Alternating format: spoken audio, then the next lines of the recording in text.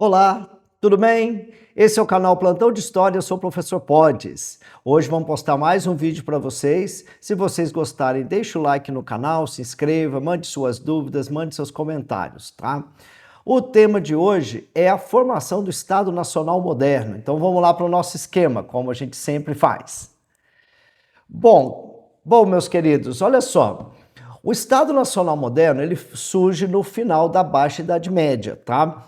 Então nós temos ali uma crise de autoridade da nobreza e do clero, então surgem duas novas forças que vão se aliar para compor, no caso, uma nova estrutura de poder, que a gente chama de Estado Nacional Moderno.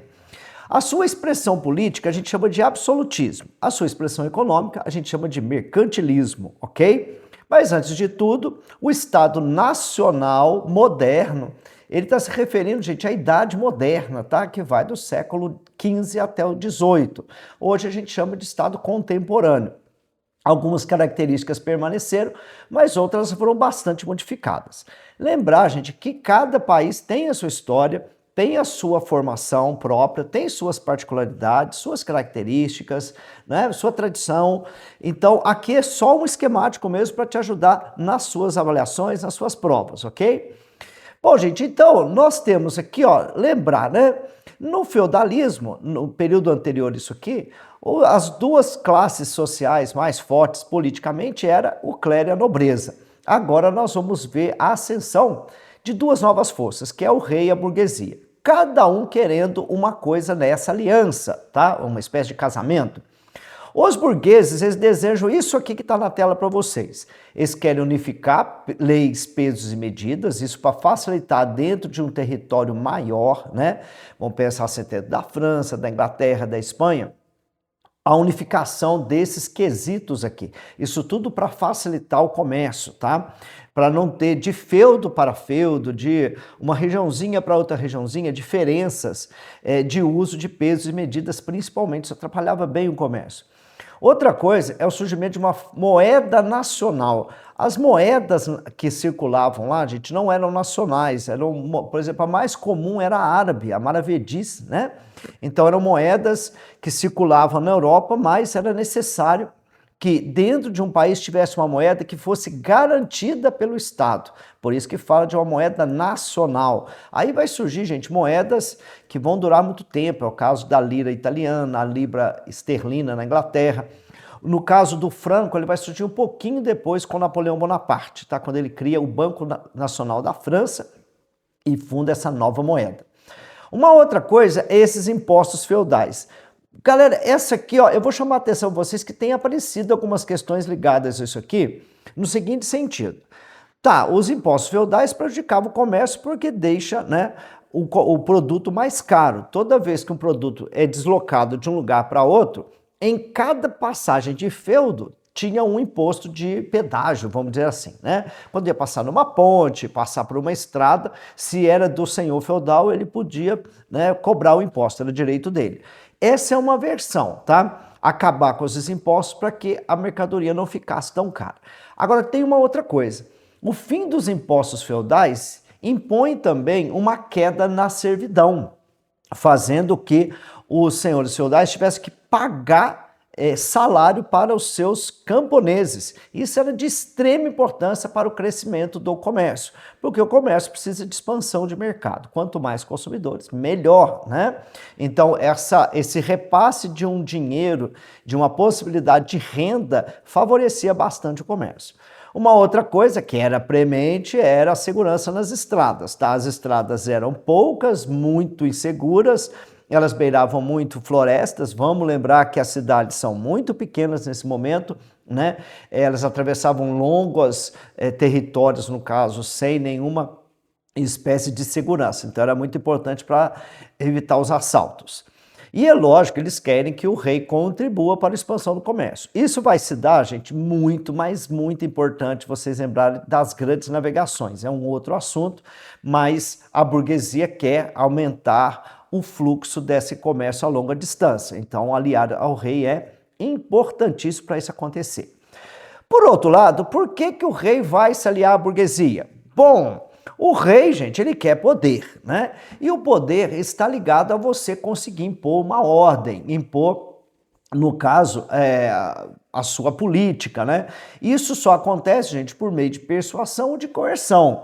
Então, uma das coisas importantes é o rei aumentar recursos, ter dinheiro para montar um exército, para substituir, no caso, as alianças familiares com os nobres. Aqui a gente tem os detalhes muito importantes nessa aliança aqui.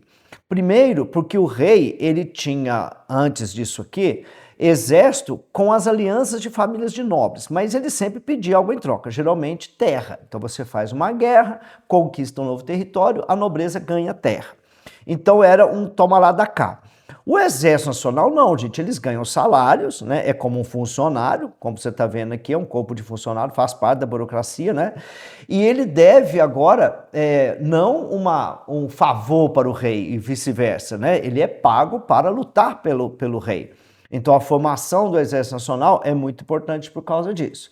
Um outro detalhe importante, nesse momento aqui, gente, início da Idade Moderna, houve uma revolução nas formas de luta, nas formas de batalhas, com a introdução das armas de fogo.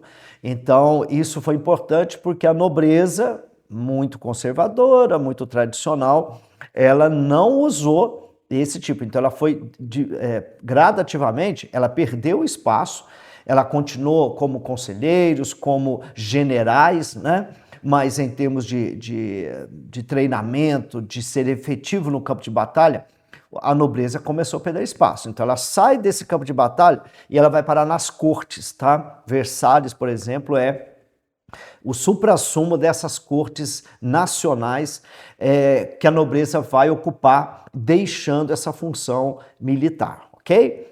Bom, aqui, gente, tem um pedacinho aqui que é importante vocês verem. Então, vocês estão vendo que tem aliança do rei para a burguesia, poder político com a economia. Essa relação, gente, é uma relação chamada de mercantilismo. Nós não vamos entrar em detalhe, você pode parar o vídeo para dar uma olhadinha nisso aqui, quais eram, né, as medidas tomadas por mercantilismo, eu vou deixar isso para um outro vídeo. Mas lembrar que a relação entre o rei e, né, representando o Estado, e a economia na mão da burguesia é chamado de mercantilismo. Aqui, gente, é o seguinte, a burguesia é comerciante, né? Por isso que fala mercantil, vem de mercado. Quanto mais comércio a burguesia fazer, e isso era de interesse do rei, que vocês vão ver, mais impostos a burguesia paga para o Estado.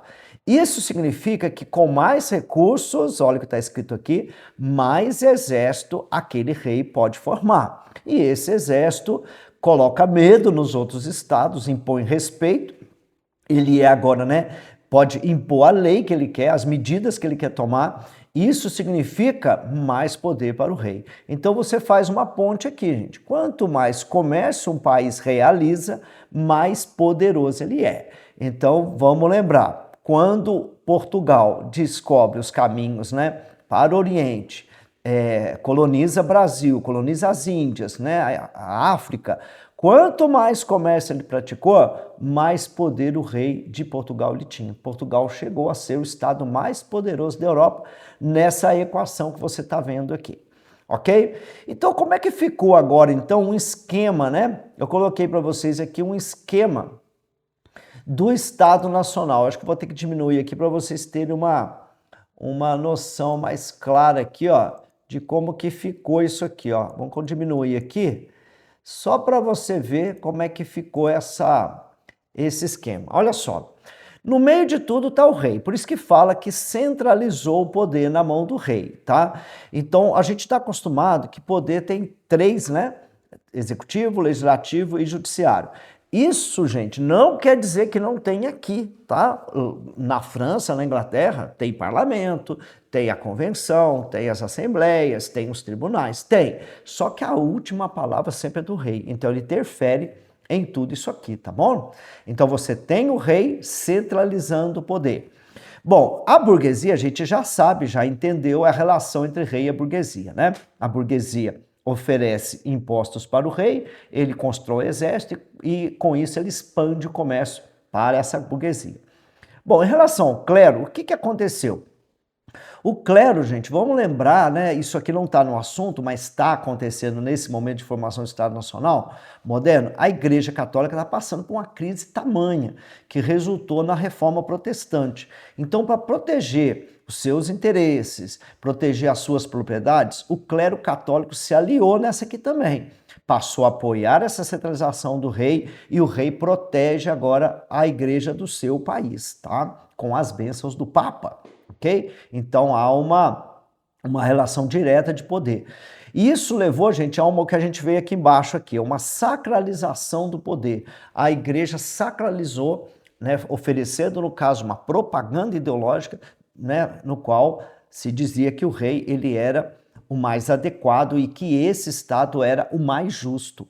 Ver aqui, gente, vocês estudarem, quando vocês foram ver sobre os teóricos do absolutismo, Jacques Bossuet, né, que criou a teoria do direito divino dos reis. É também o ápice dessa ideologia, tá? Dá uma olhadinha nisso, é interessante.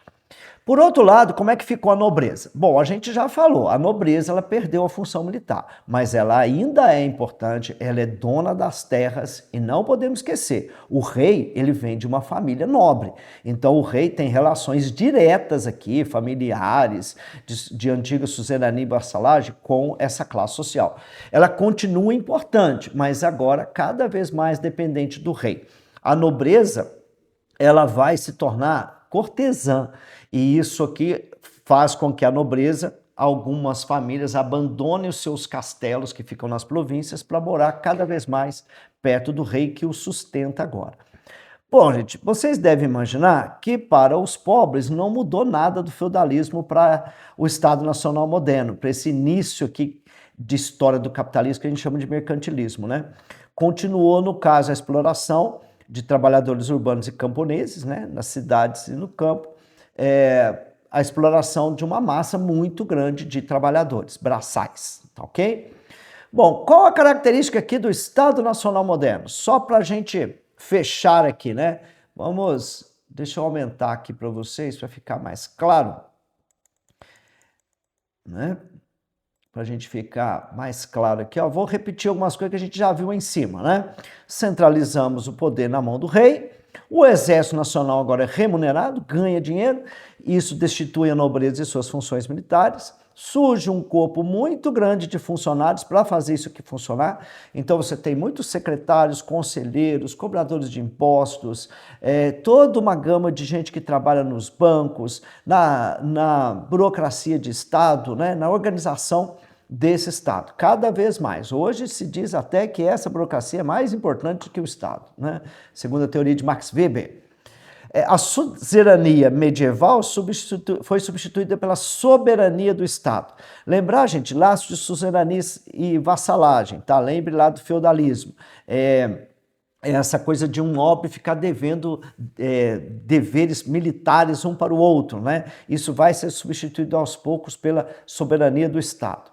Há uma sacralização de poder, como a gente ressaltou anteriormente para vocês, que é o clero católico, né? Fazendo essa propaganda para o rei. Então aqui nós temos muitos símbolos, né? Que são ligados à realeza, a coroa, o cetro, o trono, as cores, né? A cor de vermelho, o dourado, passaram a ser cores exclusivas da realeza, né? Então essa sacralização, né? Tornou de uma outra dimensão, né? O contrário de sacralização, gente, é laicização, ou seja, separar o poder laico do religioso, né? O poder civil do religioso. Nesse momento eles estão juntos, o rei está junto com a igreja para poder se firmar no poder aqui. Bom, surge então os signos nacionais, coisa que vocês vão estudar principalmente em sociologia, a gente vê um pouquinho melhor disso, né? Que cada país tem seu território, é identificado com um povo que tem uma história comum, né? Essa questão do povo com a história comum, com a tradição, uma etnia, né? Isso cria nação, né? Nacionalidade, então o francês cria sua própria tradição, cria suas próprias características, né, que são exaltadas, uma moeda própria, uma língua própria. Gente, isso aqui há muitos estudos sobre isso, né? Muitas línguas faladas nesse momento, elas foram deixadas e acabaram morrendo, né? Porque cada estado escolheu uma só. No caso da Espanha, gente, são quase uma dezena de línguas que havia naquele país que foram sendo deixados, né? O galego, asturiano, o que a gente chama de espanhol hoje, na verdade, era o castelhano, mas havia o aragonês, ainda tem o basco, né? Então, o catalão, ou seja, são línguas que estão aí, estão tentando sobreviver, mas cada estado escolheu a sua, tá? Dando, então, essa identidade nacional. E também com as bandeiras, lógico, né? O Estado passou a ter o monopólio da aplicação da lei e da justiça, isso foi retirado da mão da nobreza, que antes, né, tinha isso, e também em parte da própria igreja. Agora, vamos lembrar, tá, gente? Eu comecei esse vídeo falando disso, vou terminar. Cada estado europeu, gente, tem seu momento histórico distinto, cada um tem sua característica, sua tradição, foi forjado em momentos específicos, né? O primeiro estado é o português, ele surge com a Revolução de Avis. Outros estados surgiram depois, tá? A Alemanha e a Itália só foram unificadas em 1871, quase 500 anos depois de Portugal, né? Então, cada país tem o seu aqui. Ok, gente? Então, por hoje é só, ficamos por aqui. Qualquer dúvida, mande nos seus comentários, ok? E, de novo, se gostou, deixe o seu like. É sempre um prazer estar aqui com vocês. Até já!